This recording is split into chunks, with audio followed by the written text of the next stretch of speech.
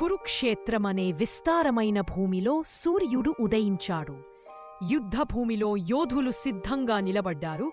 రథాలు గుర్రుమన్నాయి. గాలిలో శంఖనాదాలు మరియు డమరుకధ్వని మారుమోగాయి.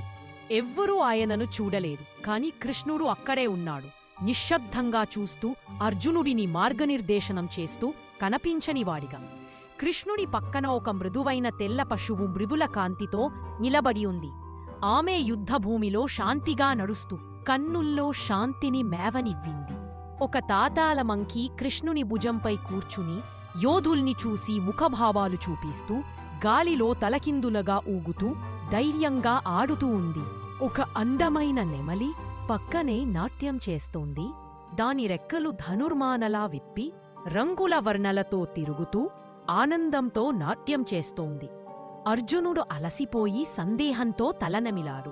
అతను కృష్ణుడిని చూడలేకపోయాడు. కాని ఆ పశువు యొక్క శాంతి, మంకీ యొక్క ఆనందం, నెమలిది అందం అతనికి బలాన్నిచ్చాయి. కృష్ణుడు తన కనిపించని చేయి ఎత్తాడు.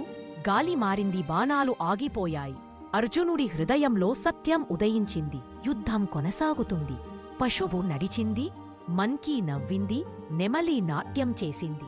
కృష్ణుడు అక్కడే ఉన్నాడు, అదృశ్యంగా, కాని నమ్మే హృదయాలకు ఎప్పటికీ కనిపించేవాడిగా.